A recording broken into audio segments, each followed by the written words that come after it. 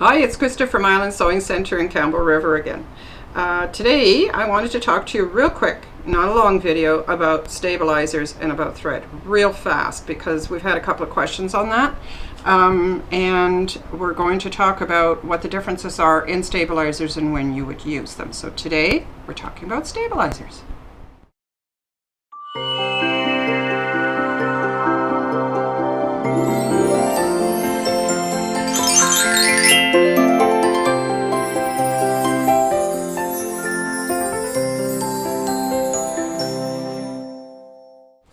Okay, I teach a class and it's a full day class, you guys. So you're not getting a full day out of me on this one, but I wanted to just really quickly talk about stabilizers, because in Stabilizer 101 class, it's a whole world. There literally are hundreds of stabilizers out there. Having said that, in machine embroidery, honestly, what you need is three. You need three good quality, don't cheap out on stabilizers. And yes, you must hoop some kind of stabilizer for every embroidery design you do, including freestanding lace, including applique, including anything, except, the only exception is when you're actually quilting in your embroidery frame and you have a quilt sandwich, which is a top, the batting, and the bottom already put together, and you're just doing the free motion quilting in the hoop, which is an option as well. But stabilizers. Starch, believe it or not, is a stabilizer. It stabilizes your fabric. It makes it so that there's less movement in your 100% cotton fabric. Batiks even like it because what it stops is it kind of tames the push-pull compensation, which is that underlay underneath an embroidery design. Remember, we're talking machine embroidery here. That underlay pulls and pushes on the fabric, and the starch tends to make the fabric stiffer. There's another product called Tearaways Magic, which we use a lot for our brother scan and cut, which makes it stiff as a board. It's a bit of overkill, but if you have really dodgy fabric, that will stabilize your fabric a little bit better. So even before you get to your embroidery frame, stabilizing your fabric is one of the steps in having good success. Okay, getting back to my sad little bunny, I stabilized this fabric prior to doing a tack down stitch around it and then doing the embroidery design, and because of that I had a better result than without the starch in that case. Okay, so starch stabilizes your fabric. The next thing you can do is, of course, iron your fabric, because fabric that is all wrinkled and messed up and is a hot mess. Let's just mess this up real quick. Okay, I have a piece of fabric now that has all kinds of hills and valleys, which is a problem when the embroidery machine goes over it compared to something that is nice and ironed and flat. And I use steam. Some people don't like steam. It's a personal choice, but how you treat your fabric in a quilt is the way that the whole quilt should be treated. So if this is a bag or if this is a pillow, it's not such a big deal, but in a quilt, if you pre-wash, you should pre-wash everything, which then does stabilize the fabric. If you don't, then don't pre-wash any of it. But if you iron it all, either with steam or without. It should be same with same. Okay, so that's stabilization. But as far as a stabilizer goes, we have a company called Habdash that we deal with. We really like them because they produce stabilizers for the industrial area and have then brought that into the domestic side, which is what we do, is the domestic side. So because they're made for the industrial end, they tend to be a better quality, stronger, more bang for your buck. They come in bigger sizes because you use quite a bit of stabilizer. And that's the thing, is don't be cheap. You spent a lot of money on your machine. You spent a lot of money on your threads, beautiful threads, beautiful colors. Don't cheap out on your stabilizer. It's all part of the process.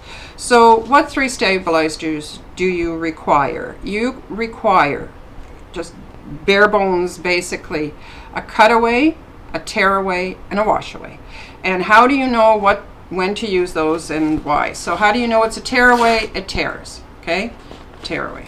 See that? It just tears.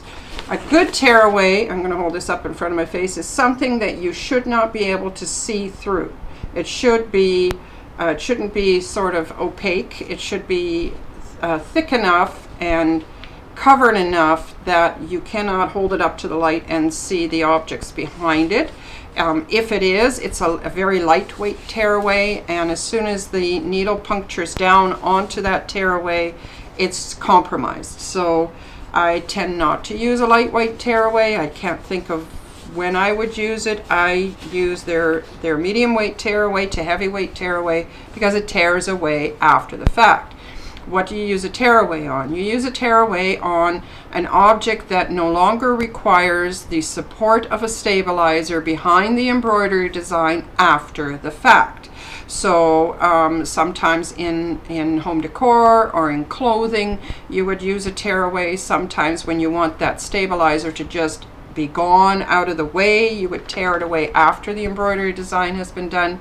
For instance, if you're putting a zipper in with an embroidery file, then you can quite often use a tearaway. Okay, so that's a tearaway. There's a time and a place for it. It's good, but a cutaway is going to be a piece of stabilizer. This is their classic grid, which has a warp and a weft of support within it of threads. This stays, for instance, behind a stretch knit or in a quilt. This one behind me has this in it, that it stays with the embroidery design or the applique or whatever the application is after the fact through the washings and everything. This one washes very nicely. It supports the embroidery design itself very, very nicely, but you're not actually physically tearing it away like this one has. I use tearaway. It stays with that embroidery design. So 100% cottons, batiks, that sort of thing. The last one is a wash away, and right here I have a very clear opaque one. It's not my favorite. This is actually a topper, but Vilene is a wash away. Wash away is for things like freestanding lace. Again, if you're doing a pocket type thing or a in the hoop project with a zipper, wash away is your best friend. Vilene is actually wonderful stuff. It's like a fabric. It washes away completely, and what you do with the leftover pieces is you cram them into a spray bottle with distilled water and a little shot of either some kind of alcohol like vodka or something, or rubbing alcohol, and that stops it from getting moldy.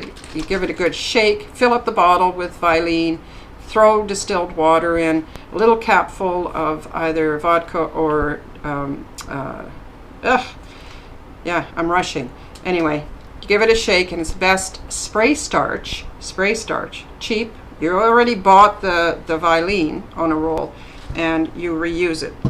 So you really only need 3. Having said that, there is a whole world of it out there. I have in my hand here a product called Babel Iser. Hoop Sisters have come up with it. It's stabilizer and batting all in one. I do find, however, that there is a stretch component to this, and washing after the fact, if you have not pre-washed your fabric, it does not shrink with your fabric the same way as, for instance, this would, which is a cutaway. So lots and lots of uses for it. Predominantly, I use a cutaway in my quilting, a tearaway in my in the hoop projects, or a washaway in my in the hoop projects. So that's 3 stabilizers that you need.